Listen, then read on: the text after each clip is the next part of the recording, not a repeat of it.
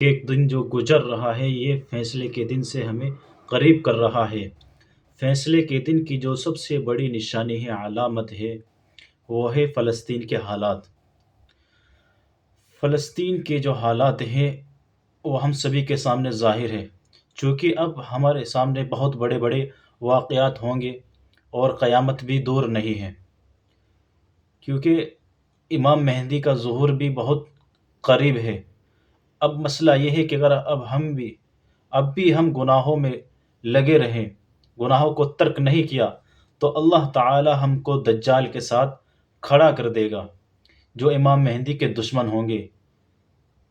کچھ معلوم نہیں کہ کس وقت اللہ اگلا قدم اٹھ جائے۔ جو نشانیاں اللہ کے حضور صلی اللہ علیہ وسلم نے بتلائی ہیں، بڑی تیزی کے ساتھ وہ ہمارے سامنے آ رہی ہیں، ظاہر ہو رہی ہیں،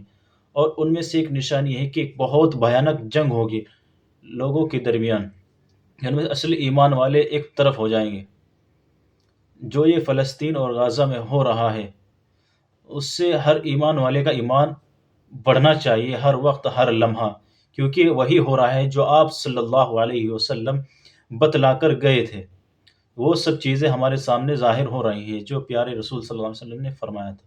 جس وقت آپ صلی اللہ علیہ وسلم نے فرمایا تھا، اس وقت فلسطین میں کوئی مسلمان ہی نہیں تھا، اور آپ دیکھیے کہ اللہ کے نبی نے فرمایا کہ بہت خطرناک جنگ ہوگی یہودیوں اور مسلمانوں کے درمیان۔ آپ صلی اللہ علیہ وسلم نے فرمایا کہ ایک علاقہ ہوگا کہ جس کے اندر سچے پکے ہوں گے، جان دے رہے ہوں گے،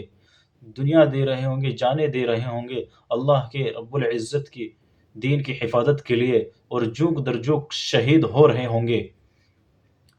تو اب دیکھیے آپ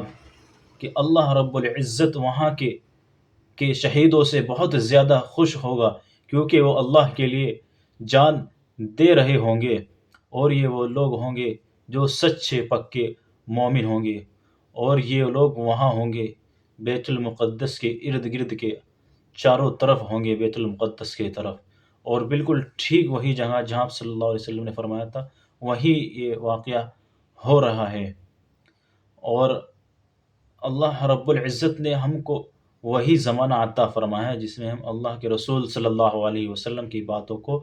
ظاہر ہوتے ہوئے، حقیقت ہوتے ہوئے دیکھ رہے ہیں اپنی ان آنکھوں سے، جو اللہ کے رسول صلی اللہ علیہ وسلم نے فرمایا تھا۔ اب ہم کو اپنے ایمان کو جانچنا چاہیے کہ ہمارے ایمان کی کیا حالت ہے، اور اس واقعے سے، اس جنگ سے خوف صرف اس کے دل میں آ رہا ہے جو سمجھا ہوا نہیں ہے، جو قرآن و حدیث کو سمجھا ہوا نہیں ہے، اور جو سمجھا ہوا ہے وہ ان حالاتوں سے نہیں ڈرتا، بلکہ وہ آگے بڑھتے ہیں۔ جو اللہ کے رسول صلی اللہ علیہ وسلم فرما کر گئے تھے وہی ہو رہا ہے۔ اس کا مطلب یہ ہے کہ آپ صلی اللہ علیہ وسلم کی حکومت برحق ہے، جو آپ صلی اللہ علیہ وسلم نے چند سالوں پہلے ہی فرما دیا تھا، اور وہ ہمارے سامنے سب حقیقت ہو رہی ہے، اور جو ہو رہا ہے وہ آپ صلی اللہ علیہ وسلم نے پہلے ہی